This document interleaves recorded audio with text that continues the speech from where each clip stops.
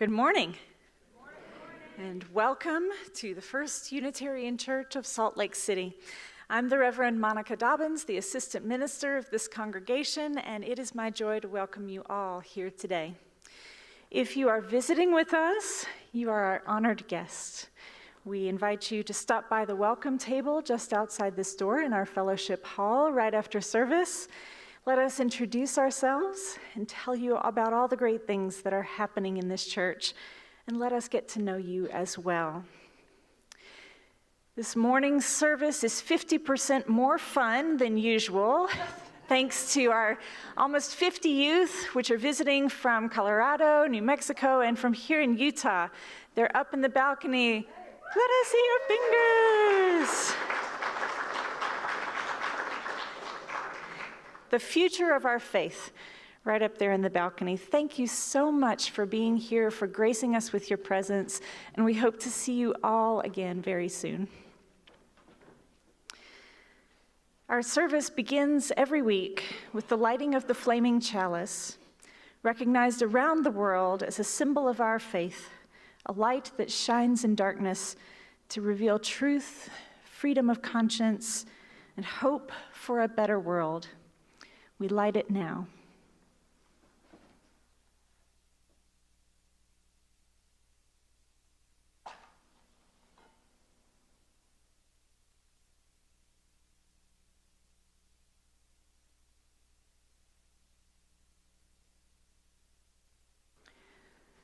Whoever you are, whatever you bring, wherever you are on your journey, you are welcome among us.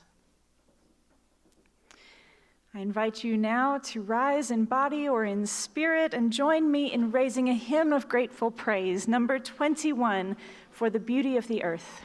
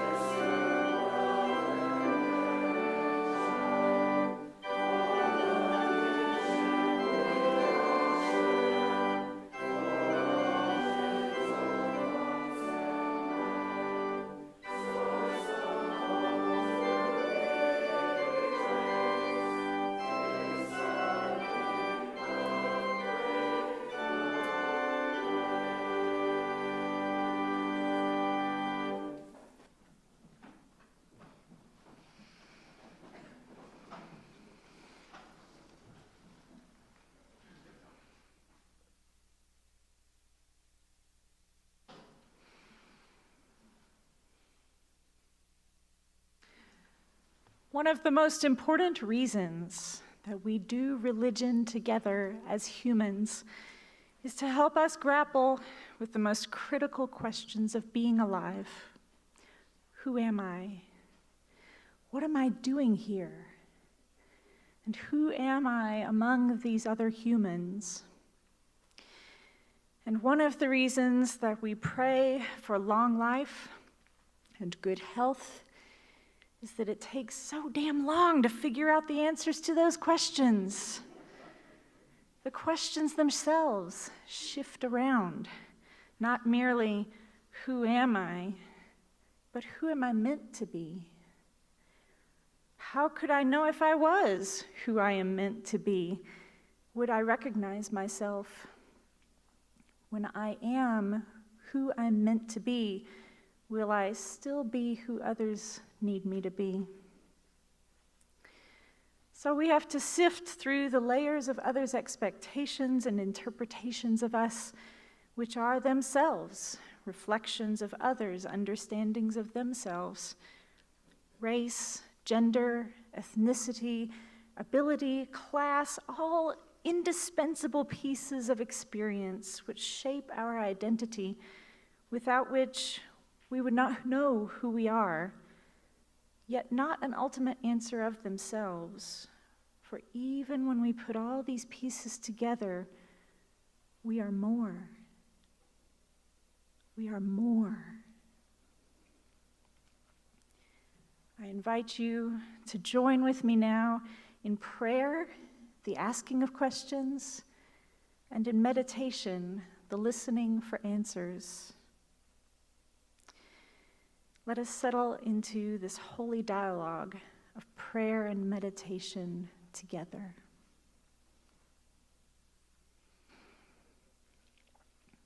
Spirit of life, source of love, we quiet our hearts this morning to listen to your voice, the voice that resonates within the chambers of all human hearts. In this quiet space, listening to our own breathing, we know that we belong to you and to each other. In this breathing, in this belonging, we can find a foundation stone upon which to build ourselves anew, over and over again. Thank you for this moment. Thank you for this presence. Thank you for this belonging. Thank you for this breath. Thank you.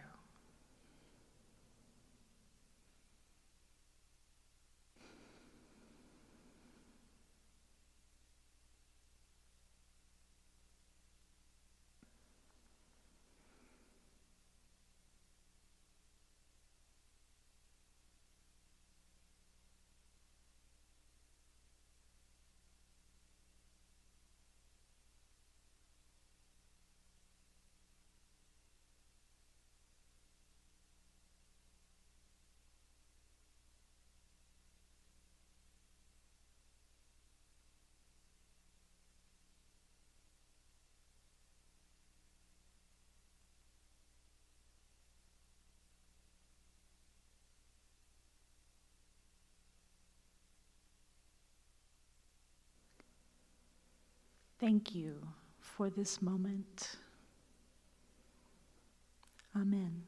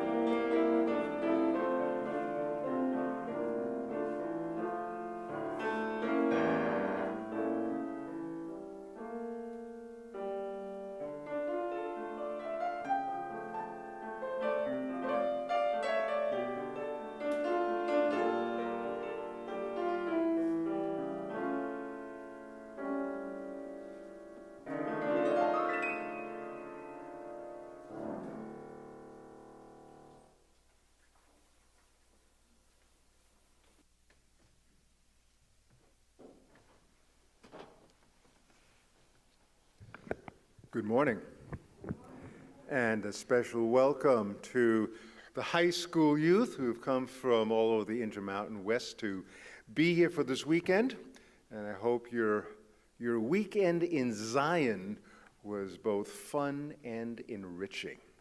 I hope people explain to you that you were in Zion for this weekend, something to take back with you. For those of you who have entered this church through the front doors as opposed to the main doors, you will maybe have noticed a bus out in front. It's always been my dream to have a church bus that went out and gathered the youth from near and far, and here they are in the balcony. And the best part is the signal that it gives to the neighbors. My God, they're bringing them in by the busloads at that Unitarian Church. It does my heart good. Thank you. Thank you. Come here often, and next time, bring 2 buses. And lovely to have you.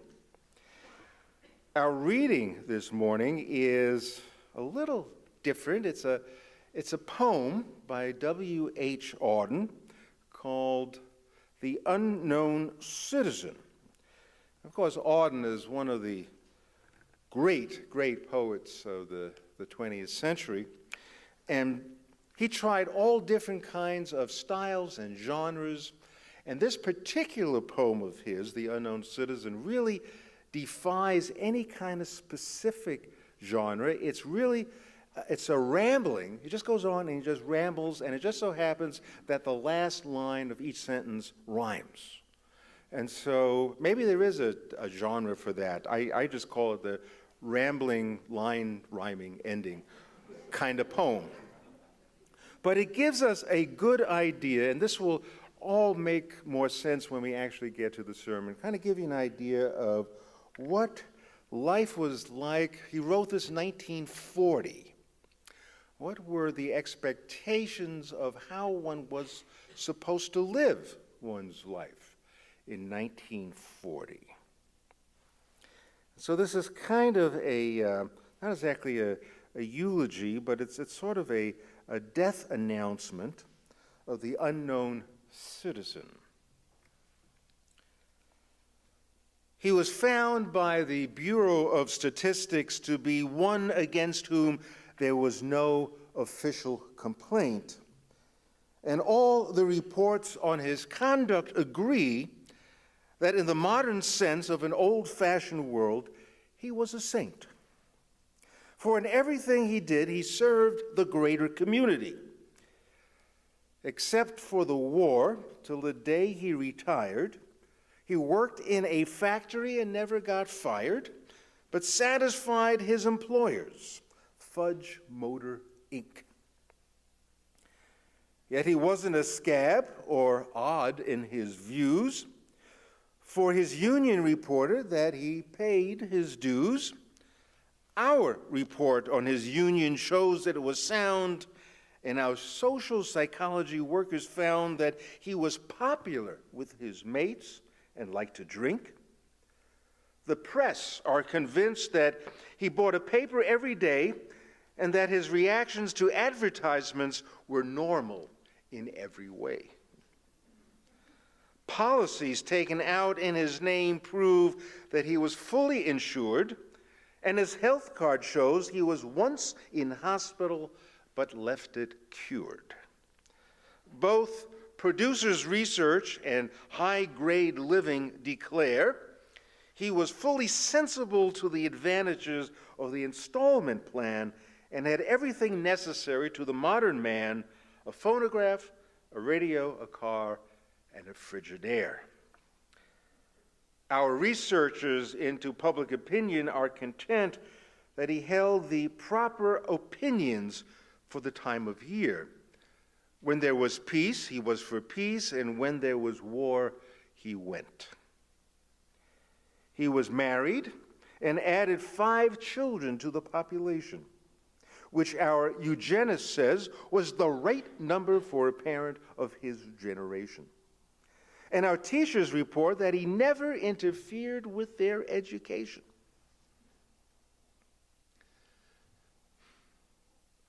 Was he free? Was he happy? The question is absurd. Had anything been wrong, we should certainly have heard.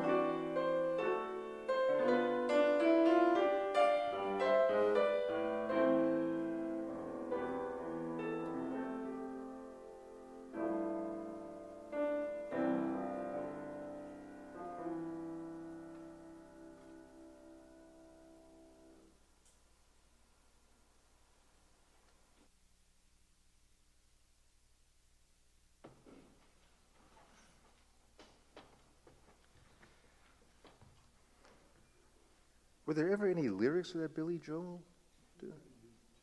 Yeah? You don't know? Okay. If there were, you would have sung them. You don't sing enough, David, you know that?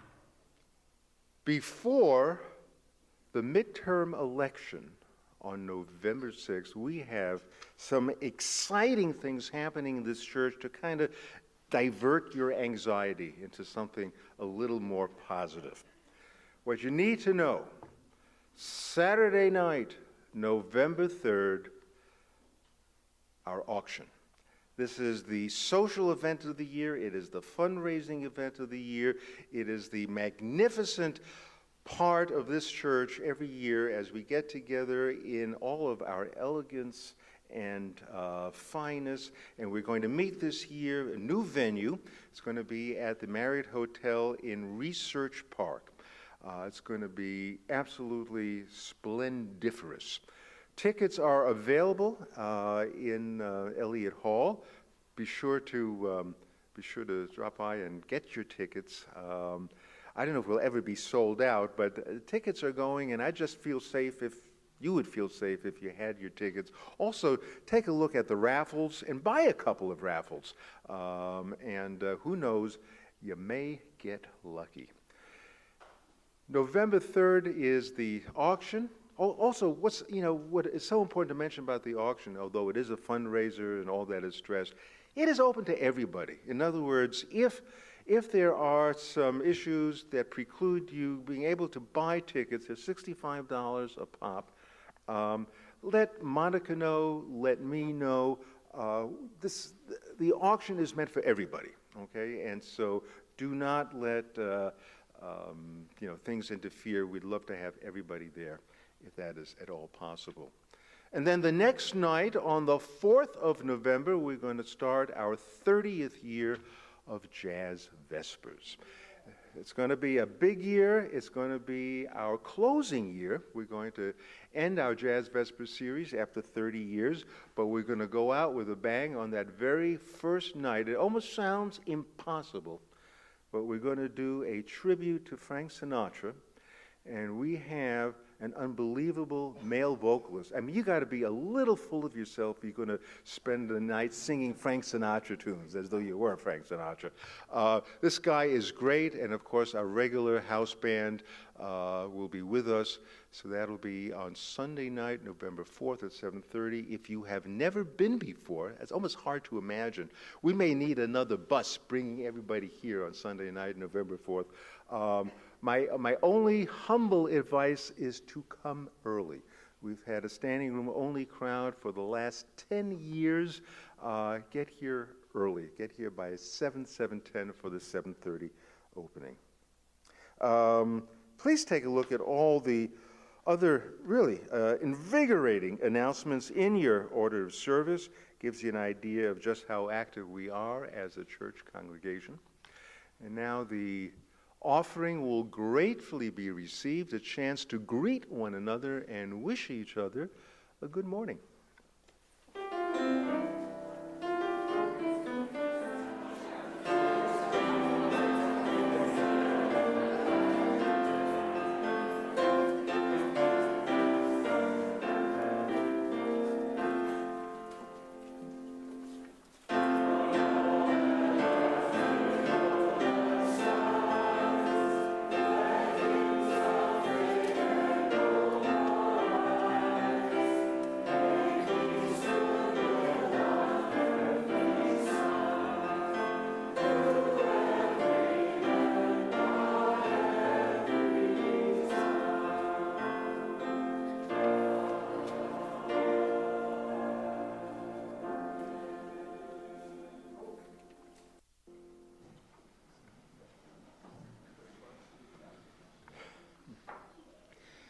You know, I love that Auden poem, The Unknown Citizen, but will refrain from reading it again.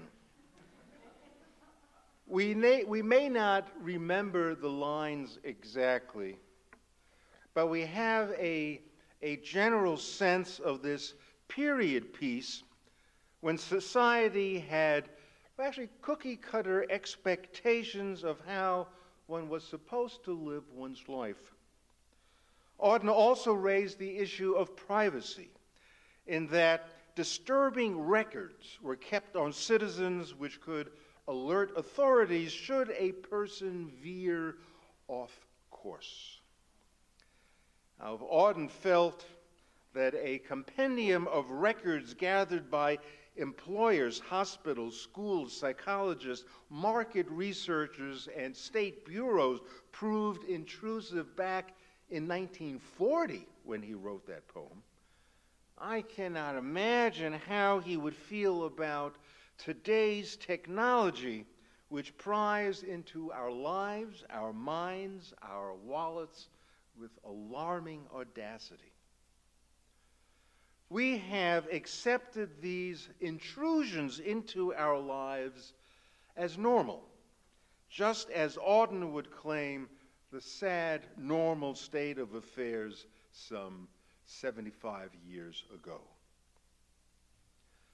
Now, I refer to the poem as a period piece because it epitomizes the expectations of conformity through the lens of white, heterosexual male dominance. Some politicians today still like to reminisce about those times when people adhere to a very narrow moral window, a time they feel when America was great. The poem makes clear the rules by how people followed in lockstep with societal expectations. Work hard, obey your boss, stay an informed citizen, protect the family with the right insurance, be a good consumer, and purchase some luxury items on installment plans. Fight for one's country and produce a fair number of children. Yet, does this not beg the question, who am I really? Now, Auden himself acted according to what one would call normal or correct ways. He was finishing up his degree at Oxford University and was engaged to be married. But then he took a slight detour and went to live in Berlin for a year in 1928 at the age of 21. Liberation. He stopped living the life he was expected to live, adhering to all that superficial stuff needed to make it in society. Now, Auden always knew he was gay, but he fought it. He went through psychoanalysis and 1.5 years of self-imposed celibacy. Nothing changed nor managed to bring him happiness. But then, off to Berlin, where everything changed. He went from self-denial to self-indulgence. He attended male brothels and gay bars, and when he returned to England in 1929, he broke off his engagement. Spent as much time as he could with his friend and lover, Christopher Isherwood. They had a favorite bar that they frequented in Berlin called the Cozy Corner. In late 1929, Auden wrote 6 love poems in German. Wow. Now, although he rejected promiscuity, he was continually in search for new lovers. In 1929, he wrote in his journal that he liked to suffer. He wrote that he regarded suffering as part of his identity as an artist. Suffering for Auden was part of his identity as an artist. Personal identity emerges only after one breaks free of societal expectations. Who am I, as opposed to who am I supposed to be? How do I become my own authority? How do I attain self-respect? How do I understand my self-worth? When does my experience count? Identity then becomes the inner truth exposed over and against society's requirements.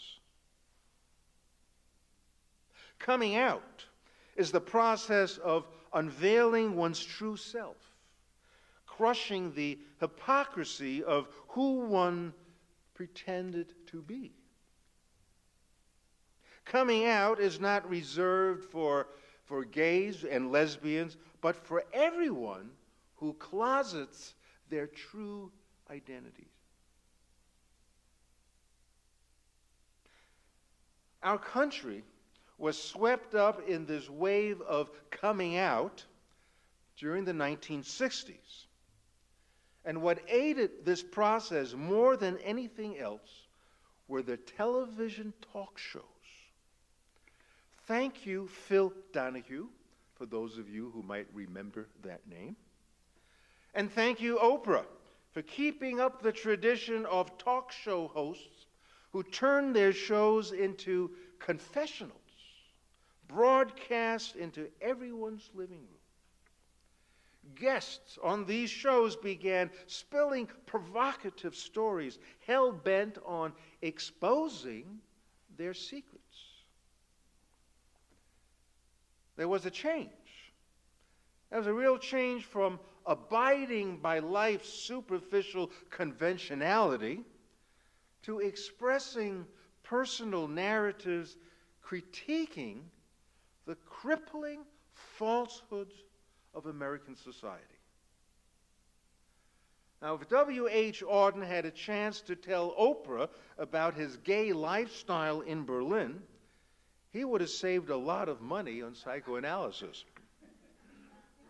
And I say that because Oprah would have told him, along with the million other talk show hosts, that's okay. Your experience matters. Oprah, in fact, once likened her show to performing a ministry. She helped people feel valued as they stumbled through an inner revolution. Revolution is an apt term. Women sought new identities in the 60s, a revolution that would give their lives meaning. Their experiences mattered. The LGBTQ community, especially following the Stonewall riots in Greenwich Village in 1969, sought a revolution to bring authenticity to their lives, meaning to their lives. Their experiences mattered. African Americans, most notably in the 60s, James Baldwin, Langston Hughes, sought a revolution by exposing the hypocrisy of a so-called free democratic society on the one hand, and the true struggles in black communities on the other hand. Their experiences mattered. Everyone started coming out in the 60s, and the American lie was exposed. Identity was no longer dictated by the mainstream, but began to crystallize according to who you really were, what your story really was. A revolution, to be sure. Now, this represents a kind of revolution that white liberals could applaud, support, and affirm. The rhetoric of the civil rights movement, the rhetoric of the Great Society, were framed in the language of equal opportunity.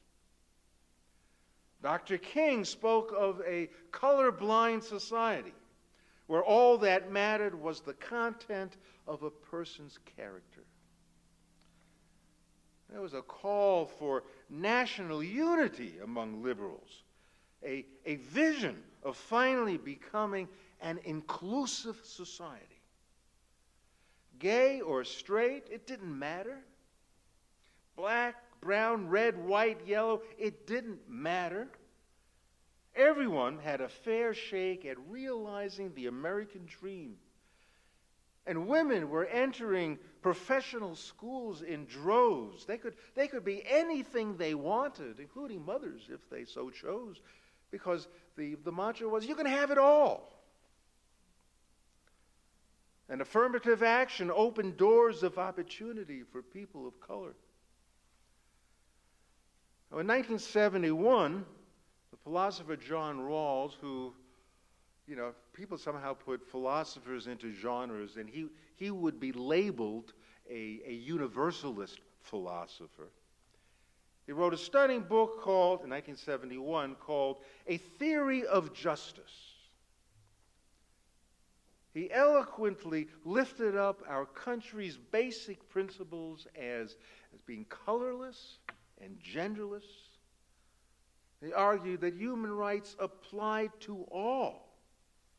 And he said so much about advancing the dignity of every individual. So liberalism felt that the historic oppression of non-white, non-male, non-Protestant, non-straight people, this oppression was finally being lifted. That everyone, could share equitably in the boundless freedoms that were available without exception. Everyone can partake at the table.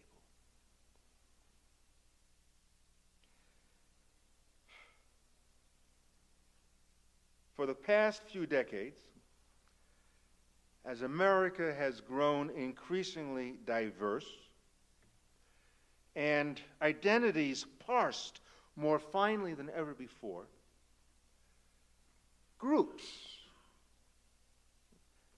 of similar identities were demanding recognition, validating who they were, affirming that their experiences mattered. The vocabulary of identity continuously subdivided. For example, I think as we all know, Facebook has now more than 50 gender designations from which we can choose, from genderqueer to intersex to pangender. The acronym LGBTQ has added a host of other identities to where the preferred terminology is now LGBTQQIAAP.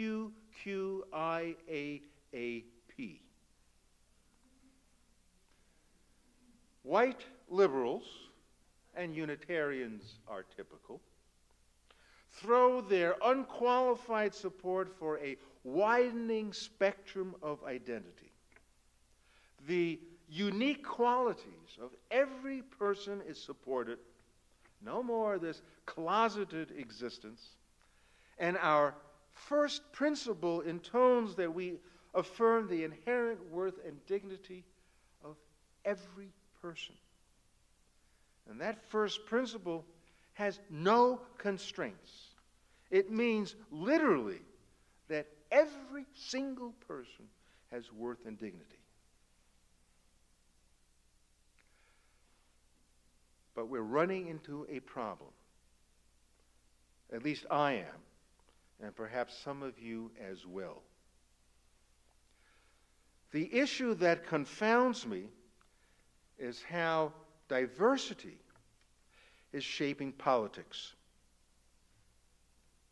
The standard liberal response to greater and greater diversity is wonderful. Let's celebrate our differences. It's a familiar refrain. We've all said that. We've all been a part of it. Let's celebrate our differences. And that's a perfectly sound moral position that accepts everyone as equal. But this blanket embrace of every story and every experience as unique actually collides head-on with a contemporary phenomenon known as identity politics. Identity politics signifies a clear departure from yesterday's liberal vision of universal progress where there would be room for everyone at the table. Now, a prime example of the old model, which still rings in my ears, as I'm sure in yours as well, was when Barack Obama said, there's not a Black America, a white America, a Latino America, an Asian America. There's the United States of America. And a decade and a half later, with the advance of identity politics, the demand from non-straight, non-white, non-male America is not for inclusion within the tableau of universal humankind, nor is it about respect in spite of one's differences. Rather, what is demanded is respect for oneself as different. The shift in tone and rhetoric espoused by identity politics has moved the liberal vision away from inclusion towards exclusion and division. We are quickly losing the sense of reaching out to Americans in every walk of life. Identity politics stands in contrast with the fight for the common good. The focus now is exclusively on specific segments of the population, which preclude even Dr. King's dream of a society being open to everyone. The focus now shines on individual identities. So the liberal, politically, must shift from the ideals of commonality to supporting group differences. Now, I need to ask if our Unitarian Universalist sixth principle is still applicable to our liberal philosophy. It says that we affirm and support the goal of world community with peace, liberty, and justice for all. Rather extravagant in its hopefulness, its purpose nonetheless is to offer a vision of complete and utter inclusiveness. But is it relevant for today, where we no longer feel that we all have a shared destiny? In my last face-to-face conversation with Tim DeChristopher, it was about 1.5 years ago, we discussed his somewhat nebulous future as an activist. He felt he needed to defer to people of color and women in leadership positions in the various resistance movements. We can well understand that position. It makes total sense. But it plays out in ways that undermine the former liberal vision of we're all in it together. For example, during the 2016 Democratic National Convention in Philadelphia, a Black Lives Matter protest took place in which the leaders announced that this was a black and brown resistance march, and that the white allies should appropriately take their place in the back of the march. How can we not agree with that premise in light of racism in America today? The dream of racial progress has crashed. We thought perhaps that a black president for 2 terms would usher in a post-racial society. And now, we white liberals need to get over our disillusionment and come to terms with different non-white, non-heterosexual identities. Their experiences, their story, it turns out, never really mattered. But a quandary persists. Is identity politics the new incarnation of the liberal fight? When we see young, black, unarmed men killed by white police officers over and over and over again, and juries failing to indict, we understand that inclusion in our society, a colorblind society, is not really possible. Maintaining respect in spite of one's differences feels like a manual for first graders. Wouldn't it be lovely? But get real, guys. Now, politically, as Hillary Clinton on the campaign trail lost the larger vision of one America and explicitly called out African American, Latino, LGBTQ, and women voters at every stop, it turned out to be a huge mistake. And if you're going to mention groups in America, you better hit all of them. Those left out will notice and feel excluded. And when groups feel threatened, they retreat to tribalism. We saw that materialize right before our eyes during the Kavanaugh hearings. White men felt bullied and persecuted, and they fought back as another one of America's subgroups. So I don't think identity politics is the answer either.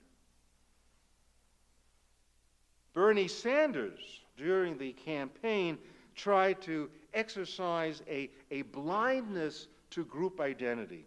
He told supporters, it's not good enough for somebody to say, hey, I'm a Latina, vote for me. Quentin James, a leader on Hillary's campaign staff, responded to Bernie's remark by calling him a white supremacist. Liberals, I'm afraid to say, have cried wolf too often. If everything is racist or sexist, people get tired of hearing that. And then the real wolf, Donald Trump, comes along, and no one listens.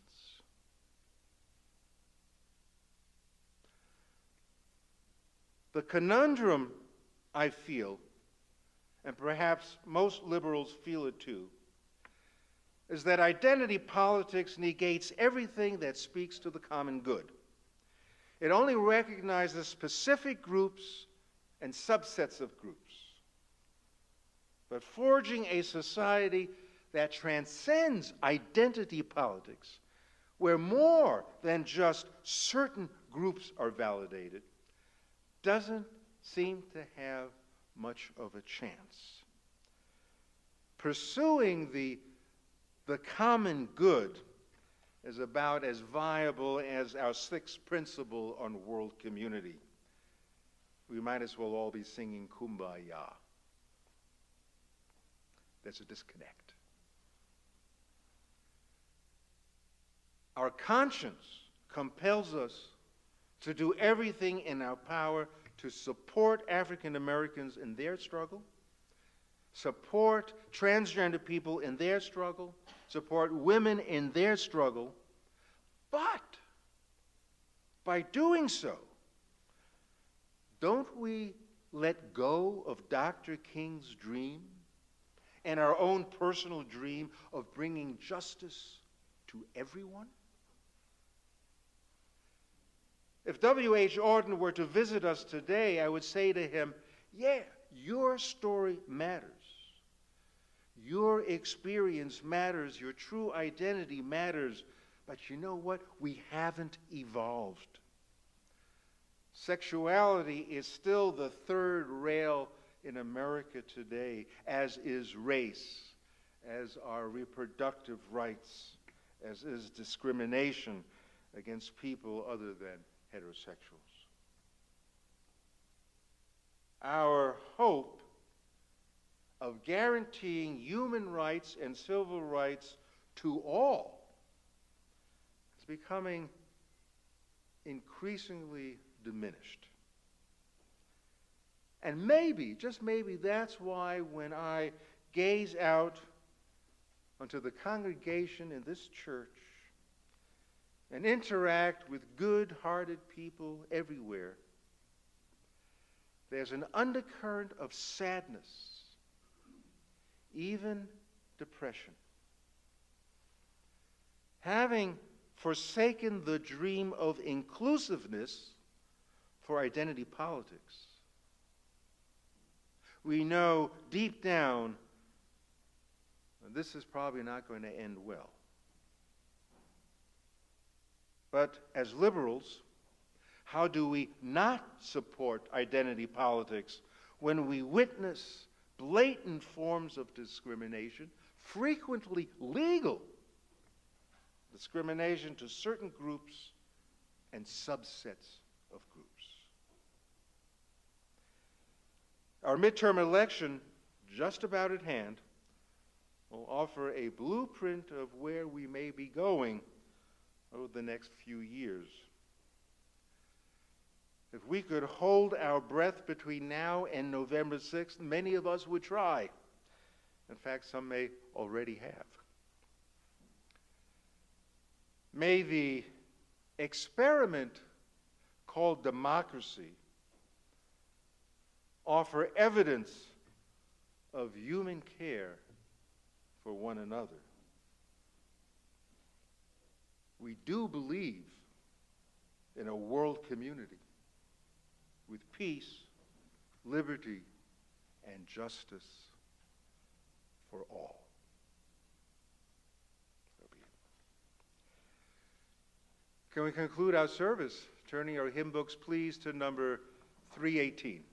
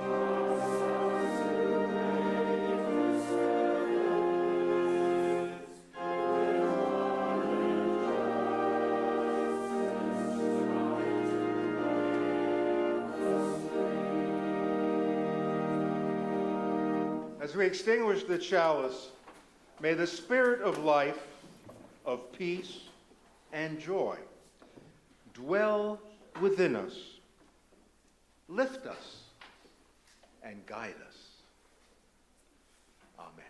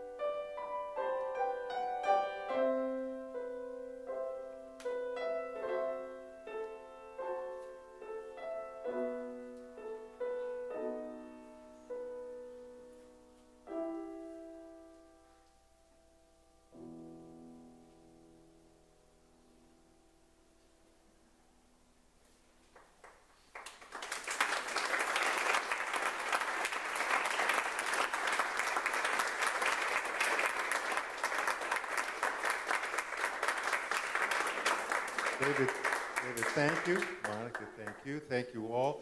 Thank you, teens from the Intermountain West. Wonderful to have you with us this morning, and I'm glad that the balconies sustained the weight of you all, or else this really would have been a memorable Sunday. Let us break for coffee, conversation, buy tickets for the auction, buy raffle tickets, and be generous in spirit.